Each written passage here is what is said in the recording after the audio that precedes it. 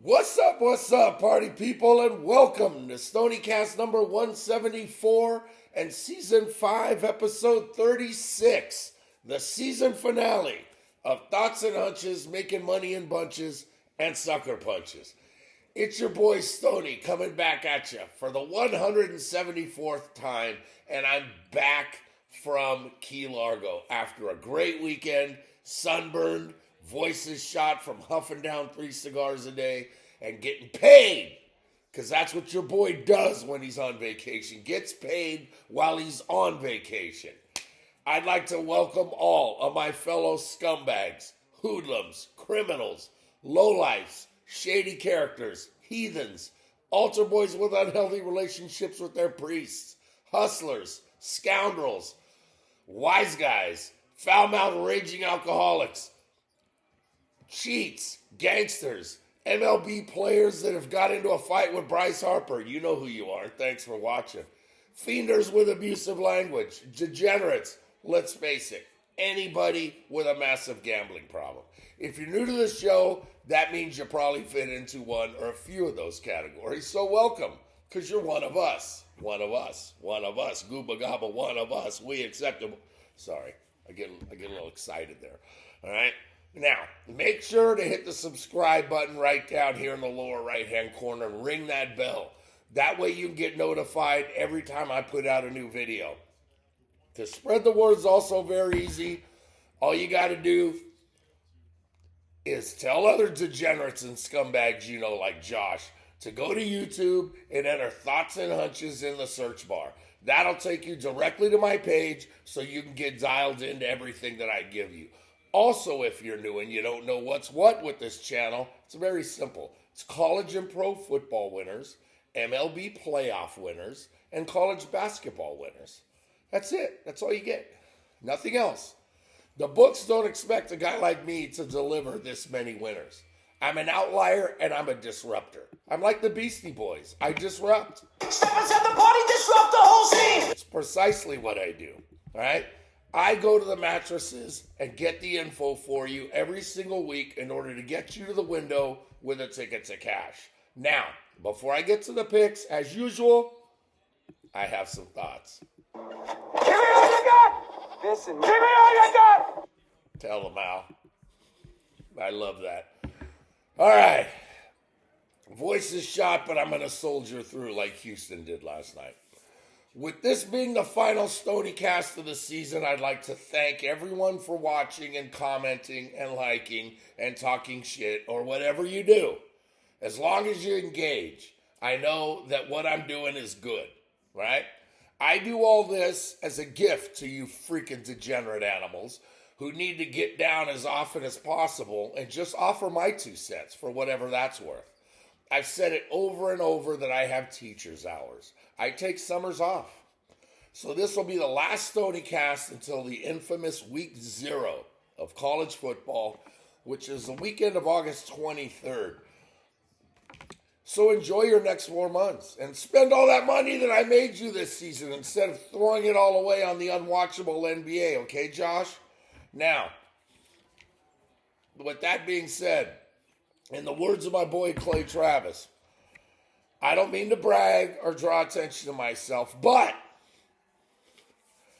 I've been telling you dirtbags all season that the nation's 2 best teams have been Florida and Houston. And you know, well, I mean, what do you know? Your boy was right again. Pay him. Pay that man his money. That's right. Oh, and Al, where are you? Hoo-ah! That a kid. Needed that one too. Even bracket guys know that while I laugh at all those people with their brackets, the ones who asked me who was going to meet in the finals, I told them Florida and Houston. And for you fienders, I also hit both unders and Houston on the money line. Not too bad, huh? Yeah, last time I checked. Now, as for the week that was, there was certainly other tournaments, like this one that I'm watching right now, that kind of took the spotlight all week as the college basketball crown and the NIT hit their stride and had plenty of opportunities to keep on cashing tickets. in those other two tournaments, I started out hot, 2-1 on Monday, 5-1 on Tuesday, and another 3-1 on Wednesday to get me out ahead of the pack at 10-3. Thursday and Saturday, I went a combined 5-5, which did me no favors at all, but 15-8 still freaking works, right? Then the Final Four happened on Saturday. Both of my sides were trailing at halftime, but as usual, the cream rose to the top, and Florida and Houston both delivered for your boy, as well as both unders, and a money line hit for the Cougars. So for those of you disasters, Josh, that somehow got killed last week, Josh, while I was making money for you, Josh, I'm glad you took my advice and hammered the books this past weekend. And as I'm doing this Stoniecast right now, I'm watching the College Basketball Crown Tournament Finals between Nebraska and Central Florida. So we'll see how these last two plays, Central Florida and the over do. Even though the over doesn't look good because the first half, all I've seen is a brick fest. I guess the good thing is that this is the last time I got to hear Gus Johnson for, oh my God, that guy's insufferable. But anyway, all right, let's take a peek at the numbers, okay? This week so far, 19 wins, 18 losses. Add that up, 70.37% in the last week of the season. Pretty good last time I checked. Other tournaments, 34 wins, 18 losses, 65.38%, ridiculously good numbers. NCAA tournament, sides, 38 wins, 27 losses, 1 push, 58.46%, great numbers for the tournament. NCAA totals, 38 wins, 27 losses, 1 push, also 58.46%. Solid all the way around. Overall, all 35 Stoniecast that I've given you this season, 1,557 wins, 1,112 losses, and 28 ties. That's good for 58.34%, and numbers like that can only mean one thing. Teddy? Pay him. Pay that man his money. That's right. Now remember, all of these picks are 100% free, all right? So for all those touts out there, I hear you and I see you, Brent Musburger, that are telling you 75 to 80% winners. Come on. We all know you're full of shit. Plus, you're charging for these picks. Oh! How's that possible? With me, it's very simple. Just come to YouTube, dial it in, and I'll drop my plays on you for free every single week. You ready? Final Stoniecast of the season. Let's do this. Episode number 36. Just win, baby. That's right, Al. Just win, baby, because that's all I've been doing all season long. I just did get a text there a second ago. Okay.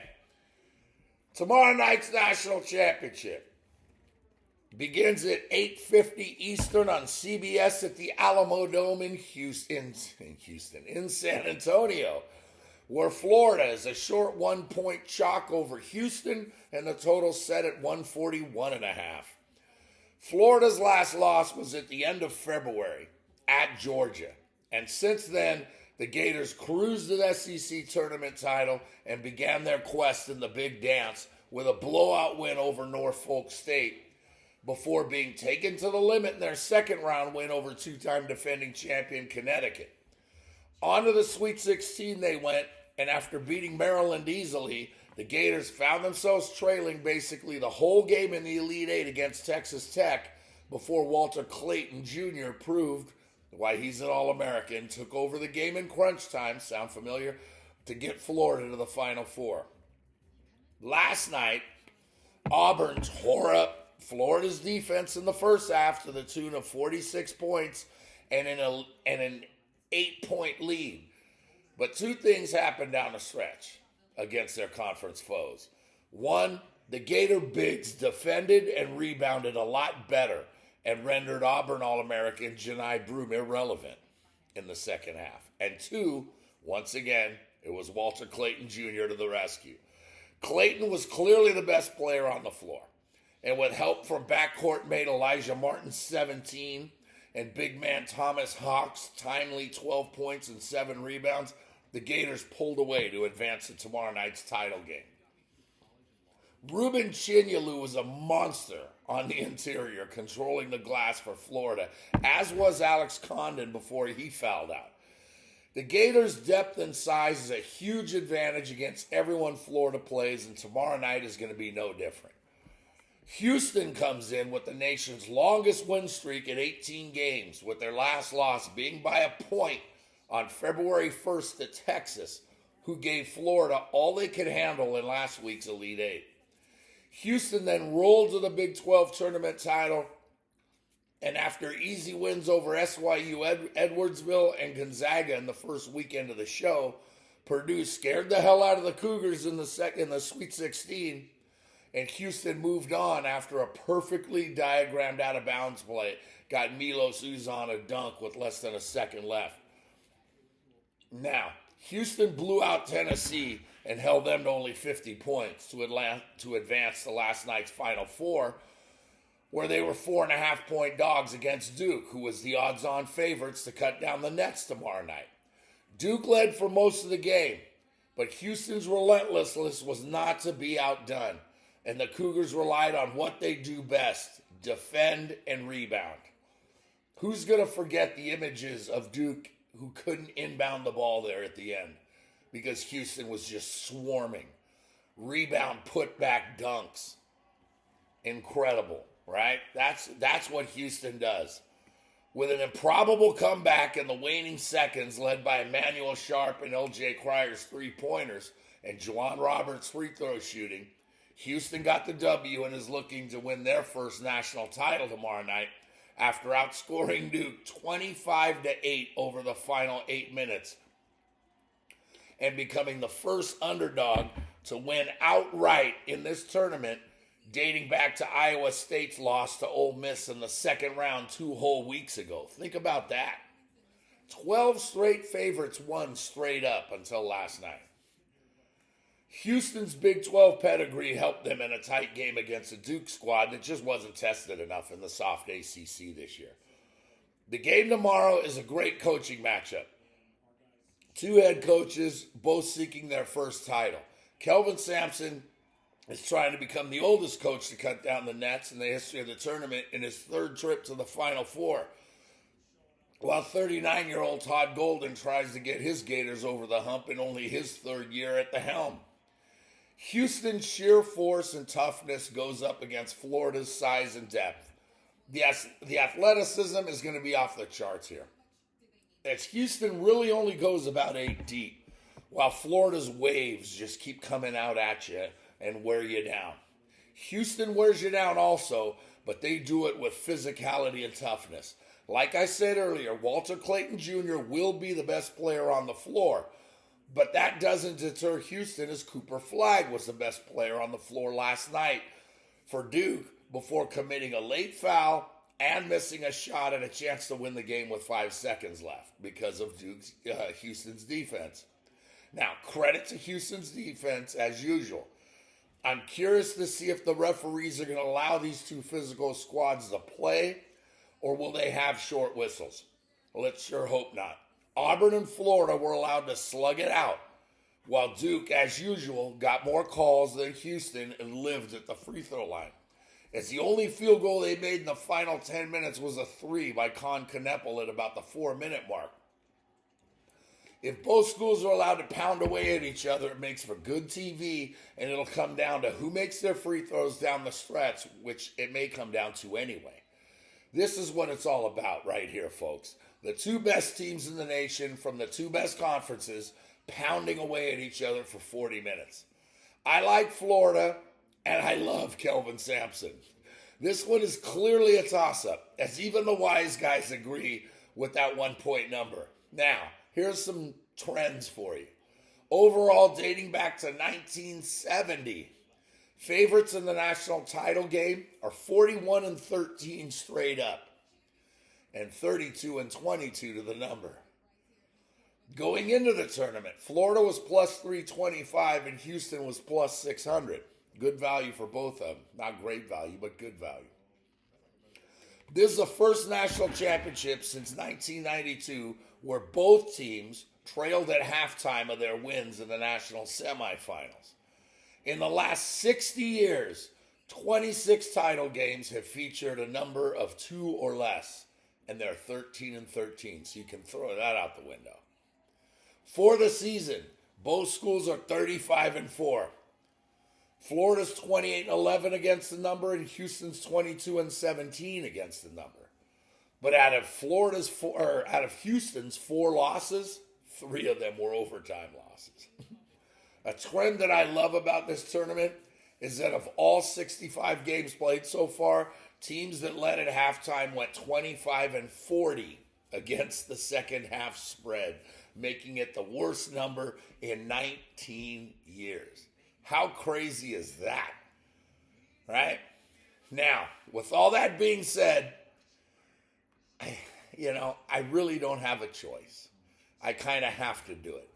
So I'm going to take Houston and the point with a sprinkle on the money line. 40, where are you? Sprinkle me, man. Sprinkle me, man. Sprinkle me, man. Sprinkle me, man. That a kid, 40.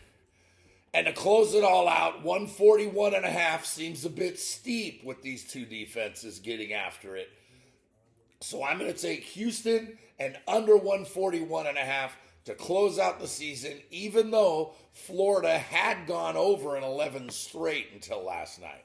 I don't do props, but if you're looking for other nuggets, I like the first half under too, more than I like the game under.